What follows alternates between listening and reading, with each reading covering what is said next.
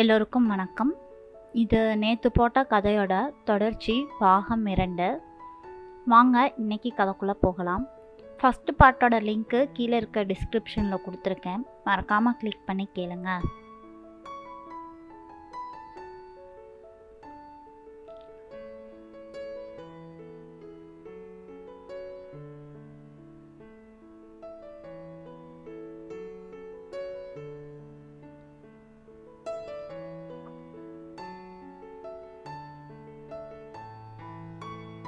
நீ பணத்தை எடுத்து தர வேண்டியது தானே? தபாலில் ஏடிஎம் கார்டு வந்த அன்னைக்கு நான் பார்த்தது தான். இந்த 10 வருஷத்தில் அதை எடுத்துக்கிட்டு போய் நான் ஒரு நாளும் பணம் எடுத்தது இல்லை.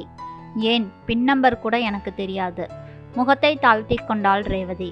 முந்தானையால் கண்களை துடைத்தாள். சிறிது நேரம் எதுவுமே பேசவில்லை. ரேவதியின் பேச்சு சகுந்தலாவை அமைதியாக்கிவிட்டது. என்ன பேசுவது என தெரியாமல் கையில் போட்டிருந்த வளையல்களை மேலேயும் கீழேயும் நகர்த்தி விட்டபடியே ரேவதி சொன்னாள், ஏடிஎம் கார்டு இந்த 10 வருஷத்துல என் சம்பள பணத்தை நான் மொத்தமாக ஒரு முறை கூட கண்ணால் கண்டது இல்லை. ஸ்கூல்ல சம்பளம் வாங்குறப்ப இருந்த சந்தோஷம் இப்ப இல்லை. சம்பளம் வாங்குற அன்னைக்கு மத்தியானம் சாப்பிட்டதுமே சாப்பாட்டு டப்பாவை கேரியரை கழுவி வெயில்ல காய வச்சிருவோம். சம்பளத்தை வாங்கி 3 முறை எண்ணுவேன்.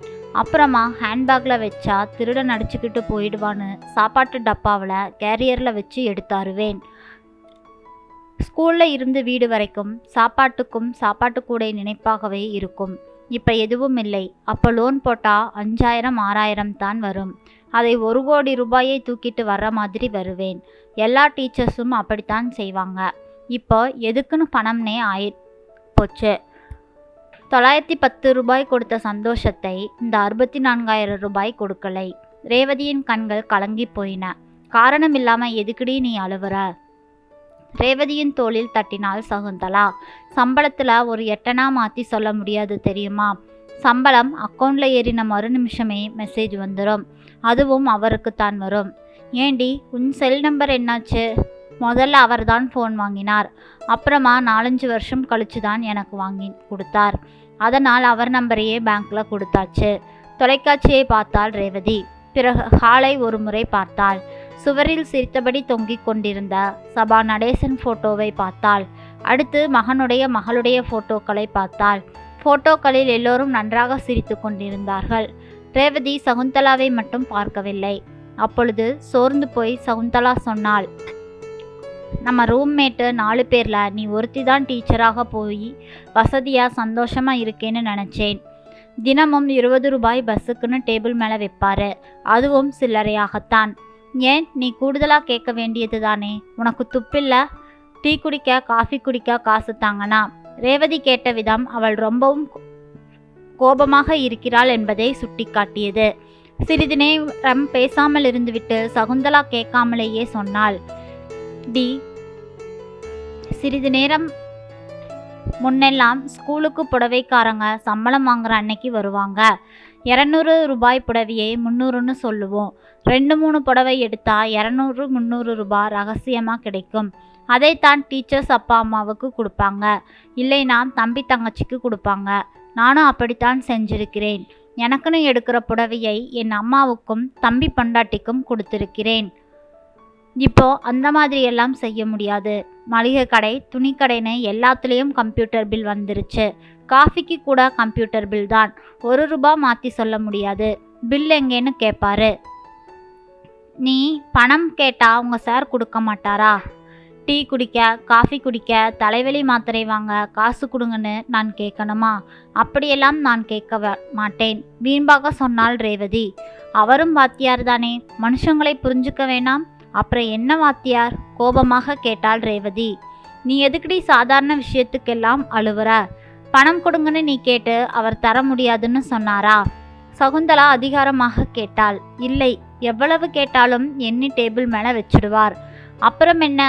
அதை நீயே எடுத்துக்கணும் சொல்ல மாட்டார், எண்ணாமையும் வைக்க மாட்டார். இருக்கிறதுலையே அதுதான் சிக்கல். ரேவதியின் கண்களில் நீர் நிறைந்து விட்டது. நீ ஏன் அவர்கிட்ட கேட்கிற? நீயே எடுத்துக்க வேண்டியது தானே. அப்பா அம்மாவுக்கு கொடுக்கறதுக்கு இல்லாத பணம் வேற எதுக்கு? உனக்கு புரியலை சகோ. அது ஒரு ஃபீலிங். சில விஷயங்களை பேசாம நினைக்காம இருக்கிறது தான் நம்ம மனசுக்கு நல்லது. மீறி நினைச்சா என்னென்ன பூதமெல்லாம் வருமோ. நீ என் ஃப்ரெண்டு, உன்கிட்ட உண்மையை சொல்லாம நான் வேற யார்கிட்ட சொல்ல போறேன்? அது என் பணம் தான், ஆனால் நான் செலவு செய்ய முடியாது. இந்த வீடு என் பேர்ல தான் இருக்கு. 3 ஃப்ளாட்டும் என் பேர்ல தான் இருக்கு. பேங்க்ல லோனும் என்னோட பேர்ல தான் இருக்கு என சொன்ன ரேவதி சிறிது நேரம் பேசாமல் இருந்தாள். பிறகு நிதானமாக சொன்னாள். ஊர்க்காரங்க, சொந்தக்காரங்க, தெரிஞ்சவங்க, வேண்டினவங்கன்னு யாராச்சும் வீட்டுக்கு வந்துட்டு போகும் பொழுது, இந்தாங்க இதை வச்சுக்கோங்கன்னு 10 ரூபாயை என் இஷ்டத்துக்கு கொடுத்தது இல்லை. அவர்கிட்ட சொல்லித்தான் கொடுக்கணும். அப்படி சொல்லும் பொழுது எனக்கு எவ்வளவு அசிங்கமாக இருக்கும் தெரியுமா? என்னோட தம்பி பிள்ளைங்களை வச்சுட்டு கஷ்டப்பட்டுக்கிட்டு இருக்கான். அவங்களுக்கு தீபாவளிக்கு கூட ஒரு துணிமணி எடுத்து கொடுக்க முடியலை. 100-200 மறைச்சு கொடுக்கலாம். அது எனக்கு அசிங்கம். என் பணத்தை நானே திருடணுமா? வெக்கமா இருக்குடி எனக்கு. ரேவதி, நீ பேசுறதெல்லாம் எனக்கு புதுசாக இருக்கு. லேசாக சிரித்தாள் சகுந்தலா. எங்கள் தாத்தா காலத்திலிருந்து, எங்கள் அப்பா காலத்திலிருந்து எங்கள் வீட்டில் வேலை செய்தவர் போன வாரம் செத்து போயிட்டார். 200 ரூபாய்க்கு மாலை வாங்குங்கன்னு சொன்னேன். ஆனால் 50 ரூபாய்க்கு மாலை வாங்கி போட்டார். அன்னைக்கு பூராவும் நான் சாப்பிடவே இல்லை. அவர் செத்தது ஒரு கஷ்டம். 200 ரூபாய்க்கு மாலை வாங்க முடியலேன்னு எனக்கு ஒரு கஷ்டம். சாவு செலவுக்கு வச்சுக்குங்கன்னு 1000-2000 என்னால் கொடுக்க முடியலை. ரேவதியின் கண்களில் நீர் பீரிட்டது. சின்ன விஷயத்தையெல்லாம் ஏண்டி பெருசு பண்ணுற? இது என்னுடைய ஏடிஎம் கார்டு, எங்கிட்ட தான் இருக்கணும் சொல்லி சம்பளத்தை நானே எடுத்து செலவு செய்கிறது ஒரு ரகம். எங்கே போனாலும் நானும் கூடவே வருவேன்னு ஜோடி போட்டுக்கிறது ஒரு ரகம். ஏடிஎம் பின் நம்பர் கூட தெரியாத என்னை மாதிரி ஒரு ரகமும் இருக்குது. டீச்சர்ஸில் இப்படி 3 வகை இருக்குது. ஆமாம், நீ என்ன ரகம்? எது அதிகம்? ரேவதி லேசாக சிரித்தாள். புருஷன் டீச்சராக இருந்தால் நம்மளுடைய கதை முடிஞ்சிடும். ஒரு பைசா மாற்றி சொல்ல முடியாது. மும்பை விட ரேவதி கூடுதலாகவே சிரித்தாள். வீட்டுக்கு வீடு பிரச்சனை தாண்டி. அது இல்லை சகோ, ஒரு கடைக்கு போகிறோம், நம்ம கையால் 4 காசு செலவு செய்யணும்னு ஒரு ஆசை இருக்காதா? நான் செலவு செஞ்சாலும் இந்த வீட்டுக்குத்தானே செய்ய போகிறேன். என்ன வாழ்க்கை இது? உடைந்து போன குரலில் சொன்னாள். மாதம் 64,000 ரூபாய் சம்பளம் வாங்குற உனக்கே இந்த நிலைமைனா என்னை பற்றியெல்லாம் என்ன சொல்கிறது? சகுந்தலா பீரிட்டு சிரித்தாள். பிறகு எங்கள் வீட்டுக்கு பணம் எப்படி வருது, எப்படி போகுதுன்னே எனக்கு தெரியாதுடி. கேட்டால் உங்கள் அப்பா வீட்டிலருந்து கொண்டாந்தியான்னு கேட்பாரு. அதனால தான் நான் வாயவே திறக்கிறதில்லை. மீறி வாயை திறந்தா பிரசிடென்ட்கிற திமிரில் பேசுகிறியான்னு கேட்பாரு என சொல்லும் பொழுது சகுந்தலாவுக்கு கண்களில் நீர் பீரிட்டது. பிறகு ரொம்பவும் களைப்படைந்து விட்ட மாதிரி சொன்னாள். எங்கே கடன் வாங்குறார், என்ன செலவு செய்கிறார், எதுவுமே எனக்கு தெரியாது. நானும் கேட்கறதில்லை. மீறி கேட்டால் இதில் உனக்கு தேவையில்லாத வேலைன்னு சொல்லுவார். நானும் சனியை நமக்கு எதுக்குன்னு கேட்குறதே இல்லை. எப்பவும் போல என்னோட வேலை என்னவோ அதைத்தான் செஞ்சிட்ருக்கேன். சரி, ஓட்டு கேட்கவாவது நீ போவியா இல்லையா என கேட்டாள் ரேவதி. இல்லை. அப்படியா? நிஜமாவா? கேட்டதையே திரும்ப திரும்ப கேட்டாள். சகுந்தலா எவ்வளவு சொல்லியும் ரேவதி நம்பவே இல்லை. அப்புறம் எப்படி 2 முறை ஜெயிச்சா? எல்லாம் உள்ளூர் தானே, அவரே பார்த்துக்குவாரு. சகுந்தலாவின் முகத்தை பார்த்து கேட்டாள். 100 நாள் வேலை திட்டம், கட்டடம் கட்டுறது, ரோடு போடுறது, தெருவிளக்கு போடுறதுன்னு பணம் வருமே, அதையெல்லாம் யார் எடுப்பாரு? அவர் தாண்டி எடுப்பார். கவர்மெண்ட் பணம் செக்காகத்தானே வரும். அந்த செக்கெல்லாம் அவரே மாற்றிடுவார். சத்தியம்மாவாடி? ஆமாண்டி. இதில் என்ன புதுசாக இருக்கு? 108 கேள்வி கேட்குறா. யாரும் கேட்க மாட்டாங்களா? பொம்பளை பிரசிடெண்ட்டாக இருக்கிற இடத்துல எல்லாத்துலேயுமே இப்படித்தான் நடக்கும். இது ஊர் உலகத்துக்கே தெரியும். ரகசியம் ஒன்றுமில்லை. பள்ளிக்கூடத்தில் கொடியேற்ற கூட அவர் தான் போவார் தெரியுமா? யாருமே ஒன்றும் சொல்ல மாட்டாங்க. அப்படியா? கேட்டதையே திரும்ப திரும்ப கேட்டாள். சகுந்தலா எவ்வளவு சொல்லியும் ரேவதி நம்புவதாகவே இல்லை. இனி வர எலெக்ஷனில் எங்கள் யூனியன் பொம்பளைக்குன்னு மாறப்போகுதாம். அதனால் அடுத்த முறை சேர்மனுக்கு நிற்கணும். அதுக்கு கவுன்சிலர் ஆகணும்னு இப்போவே 3 ஊரில் கட்சி பக்கமே ஓட்டு போடுங்க. ஊருக்கு இவ்வளவுன்னு மொத்தமாக பணம் தரேன். கோவில் கட்டுறேன், காலனிக்கும் ஊருக்கும் தனித்தனியாக கட்டித்தரேன் என பேசிக்கிட்டு இருக்காரு. 10ஆவதுக்கு பிராந்தி வாங்கி கொடுத்துட்ருக்காரு. இந்த மாதிரி வர பணத்தில் கோயில் கட்டலாமா? ஊர் உலகத்தில் எல்லாம் அப்படித்தானே நடக்குது. நான் நிற்க மாட்டேன்னு சொல்ல வேண்டியது தானே சகோ, அக்கறையுடன் சொன்னாள் ரேவதி. நான் சொன்னா அவர் கேட்பாரா? பிரசிடெண்ட்டுக்கு நின்னாலும் கவுன்சிலருக்கு நின்னாலும் நான் சும்மாதானே. பேருக்குத்தான் என் பேர். பிரசிடெண்ட்டும் கவுன்சிலரும் அவரைத்தானே கூப்பிடுறாங்க. சாராய போதையை விட அதிகார போதை ரொம்ப பெருசு தெரியுமா? ஆச்சரியமா இருக்கு சவுந்தலா. மற்ற பொம்பளை பிரசிடெண்ட் எல்லாம் எப்படி? பிஎஸ்சி படித்த எனக்கே இந்த நிலைமைனா படிக்காத 10வது 12வது படித்த பொம்பளைங்க எல்லாம் எப்படி இருப்பாங்க? எல்லாமே வெறும் பேரு தான். சகுந்தலா சத்தம் போட்டு சிரித்தாள். நீ சொல்கிற எதுவுமே எனக்கு புரியல. இருவரேன் என சொல்லி எழுந்து சமையலறைக்கு சென்றாள் ரேவதி.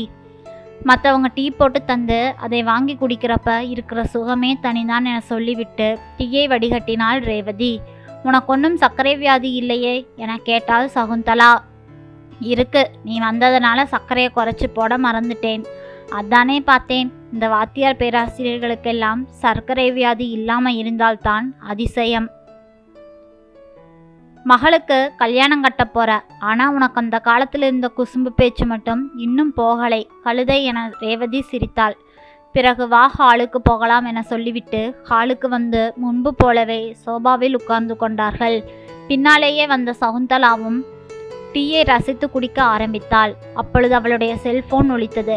அவர்தான் கூப்பிட்றார். ரேவதியிடம் சொல்லிவிட்டு போனை எடுத்து ஹலோ என சொன்னாள். இன்னும் 1/4 மணி நேரத்தில் பஸ் ஸ்டாண்டுக்கு வரணுமாம். 2 பேரும் சேர்ந்து போயிடலாமா என சகுந்தலாவின் கணவர் கேட்கவும் சரி என சொல்லிவிட்டு நான் கிளம்புகிறேன் ரேவதி என கிளம்ப ரெடியானாள். அதுக்குள்ளே என்னடி அவசரம்? ரொம்ப நாள் கழிச்சு இன்னைக்கு தானே எங்கள் வீட்டுக்கு வந்திருக்க. இப்போ தான் பேச ஆரம்பித்தோம். இன்னும் ஒன்றுமே பேசலை. ஐயோ, அவர் பஸ் ஸ்டாண்டுக்கு 1/4 மணி நேரத்தில் வந்துடுவார். இப்போ போனால் 2 பேரும் வண்டியிலேயே போயிடலாம். இல்லைனா டவுன் பஸ் பிடிச்சு போகிறதுக்குள்ளே நேரமாகிவிடும். அதற்கும் காட்டு கத்தி என்னை திட்ட ஆரம்பிச்சிடுவார். சரி, திரும்ப எப்போ வருவ? நீ முதல் ஃபோன் பேசு, நான் வரேன். மறக்காமல் கல்யாணத்துக்கு வந்துடு. வராமல் எப்படிடி இருப்பேன்? நீ சீக்கிரம் போறியேன்னு தான் எனக்கு வருத்தமாக இருக்கு. உனக்கு சாப்பிடக்கூட ஒன்றுமே கொடுக்கலை. உன் கூட பேசிகிட்டு இருந்ததே எனக்கு போதும். உன் பையன் ரமேஷுக்கு கல்யாணம் முடிக்கலையா? அவன் ஏதோ வேலை செய்கிற பிள்ளையை லவ் பண்ணுறான்னு நினைக்கிறேன். அந்த பொண்ணு வேற ஜாதி போல. இவர் முடியாதுன்னு சொல்லிட்டார். படிச்சுட்டா வேலைக்கு போயிட்டா எல்லோரும் பெரிய ஜாதியாக ஆகிட முடியுமான்னு கேட்குறார். என்னத்த சொல்ல, இந்த விஷயமே 2 வருஷமாக இழுத்துக்கிட்டு கிடக்குது. இப்போ பொண்ணு வேற மெட்ராஸுக்கு போயிருக்கா. என்னெல்லாம் நடக்க போகுதோ? அதெல்லாம் ஒன்றும் நடக்காது, கவலைப்படாம இரு.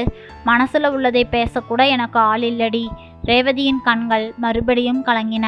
நீ சாதாரண விஷயத்தை பெருசு பண்ணாம இரு. ஒவ்வொரு வீட்டுக்கு வாசலும் இருக்கு, கதவும் இருக்குது. நீ வீடா இருக்க, உங்க சார் கதவா இருக்காரு. உலகம் பூராவே அப்படித்தான்.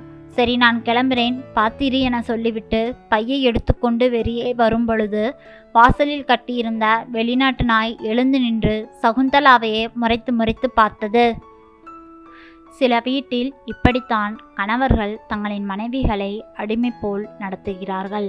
அவர்கள் எவ்வளவு உயர்கல்வியை பயின்ற நல்ல உத்தியோகத்தில் இருந்தாலும் வீட்டிலோ கணவருக்கு கீழ்தான் அவர்கள் என்று நடத்தும் கணவர்களை நாம் என்னவென்று சொல்வது?